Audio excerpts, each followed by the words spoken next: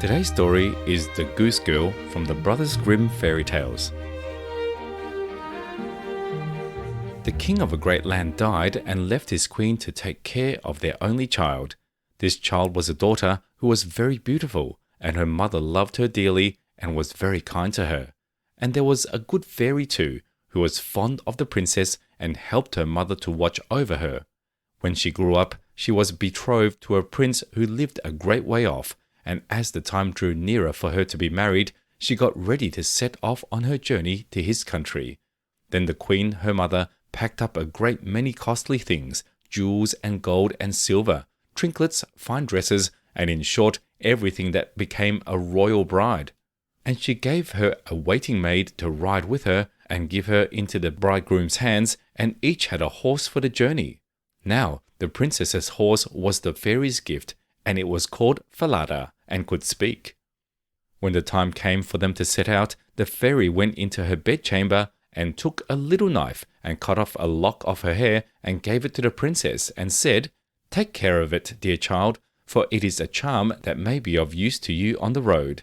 Then they all took a sorrowful leave of the princess, and she put the lock of hair into her bosom, got upon her horse, and set off on her journey to the bridegroom's kingdom. One day, as they were riding along by a brook, the princess began to feel very thirsty, and she said to her maid, "Pray get down and fetch me some water in my golden cup out of yonder brook, for I want a drink." "Nay," said the maid, "if you are thirsty, get off yourself and stoop down by the water to drink. I shall not be your waiting maid any longer."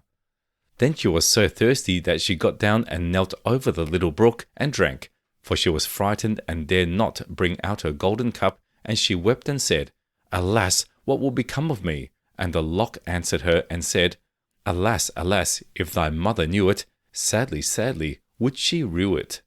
But the princess was very gentle and meek, so she said nothing to her maid's ill behavior, but got upon her horse again. Then all rode farther on their journey, till the day grew so warm and the sun so scorching that the bride began to feel very thirsty again.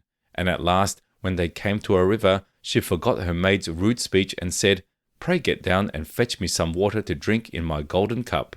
But the maid answered her, and even spoke more haughtily than before, "Drink if you will, but I shall not be your waiting maid." Then the princess was so thirsty that she got off her horse and lay down and held her head over the running stream and cried and said, "What will become of me?" And the lock of hair answered her again, "Alas, alas, if thy mother knew it, sadly, sadly, she would rue it." And as she leaned down to drink, the lock of hair fell from her bosom and floated away with the water. Now she was so frightened that she did not see it, but her maid saw it and was very glad, for she knew the charm, and she saw that her poor bride would be in her power, now that she had lost her hair.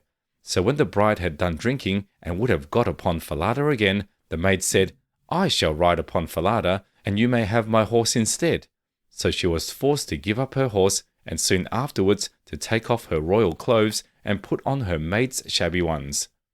At last, as they drew near to the end of their journey, this treacherous servant threatened to kill her mistress if she ever told anyone what had happened. But Falada saw it and marked it well. Then the maid-in-waiting got upon Falada, and the real bride rode upon the other horse, and they went on in this way till at last they came to the royal court.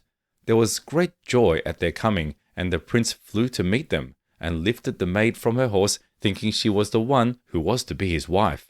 And she was led upstairs to the royal chamber, but the true princess was told to stay in the court below.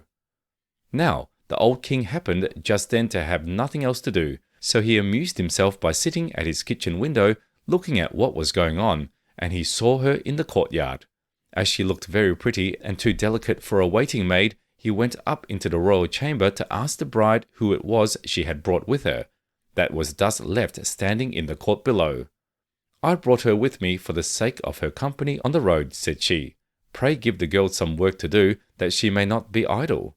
The old king could not for some time think of any work for her to do, but at last he said, "I have a lad who takes care of my geese. She may go and help him."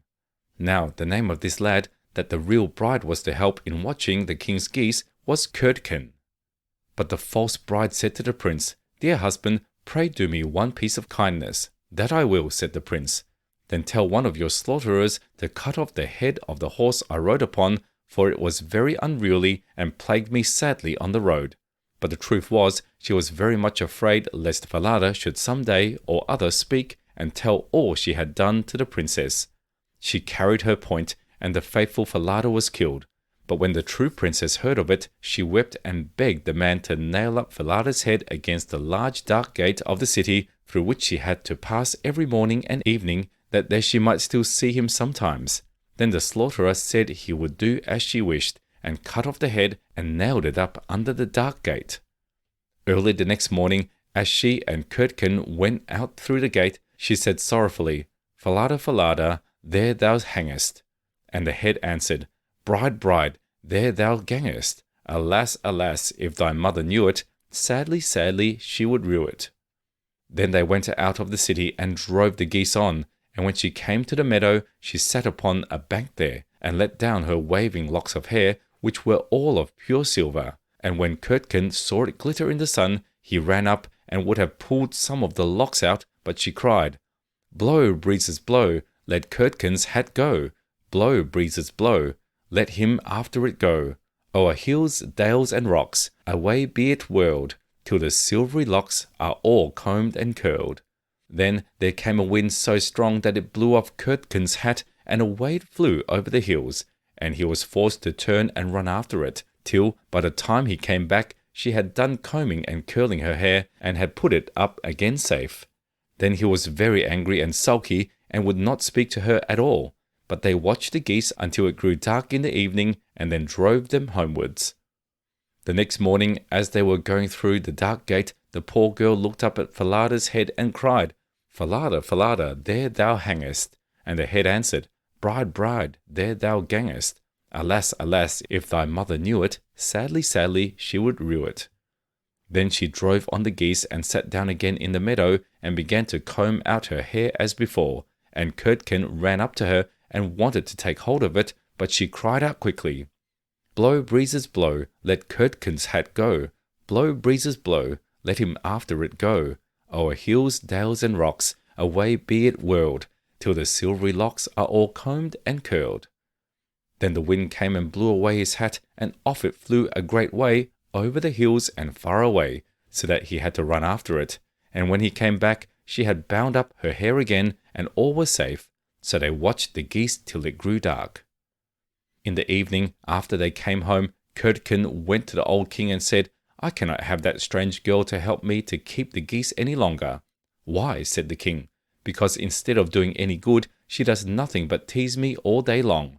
Then the king made him tell him what had happened, and Curdken said, "When we go into the morning through the dark gate with our flock of geese, she cries and talks with the head of a horse that hangs upon the wall, and says, 'Falada, Falada, there thou hangest.' And the head answers, 'Bride, bride, there thou gangest.' Alas, alas, if thy mother knew it, sadly, sadly, she would rue it." And Curdken went on telling the king what had happened upon the meadow where the geese fed, how his hat was blown away, and how he was forced to run after it, and to leave his flock of geese to themselves. But the old king told the boy to go out again the next day, and when morning came, he placed himself behind the dark gate, and heard how she spoke to Falada, and how Falada answered. Then he went into the field, and hid himself in a bush by the meadow's side, and he soon saw with his own eyes how they drove the flock of geese, and how after a little time she let down her hair that glittered in the sun, and then he heard her say, "Blow, breezes, blow, let Curdken's hat go. Blow, breezes, blow, let him after it go. O'er hills, dales, and rocks, away be it whirled, till the silvery locks are all combed and curled." And soon came a gale of wind and carried away Curdken's hat, and away went Curdken after it, while the girl went on combing and curling her hair. All this the old king saw, so he went home without being seen, and when the little goose girl came back in the evening, he called her aside and asked her why she did so, but she burst into tears and said that I must not tell you or any man, or I shall lose my life. But the old king begged so hard that she had no peace till she had told him all the tale from beginning to end, word for word, and it was very lucky for her that she did so, for when she had done, the king ordered royal clothes to be put upon her, and gazed on her with wonder, she was so beautiful. Then he called his son and told him that he had only a false bride, for that she was merely a waiting maid, while the true bride stood by. And the young king rejoiced when he saw her beauty and heard how meek and patient she had been. And without saying anything to the false bride, the king ordered a great feast to be got ready for all his court. The bridegroom sat at the top with the false princess on one side and the true one on the other, but nobody knew her again, for her beauty was quite dazzling to their eyes, and she did not seem at all like the little goose girl now that she had her brilliant dress on.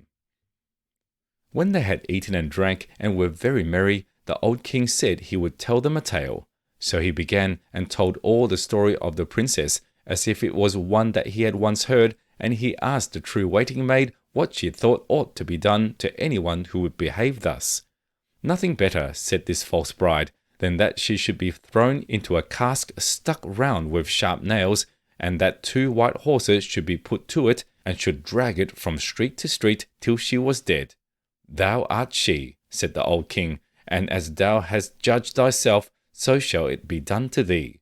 And the young king was then married to his true wife, and they reigned over the kingdom in peace and happiness all their lives.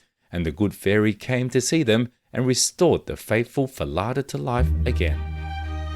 We hope you enjoyed the story. Subscribe for more. See you next time.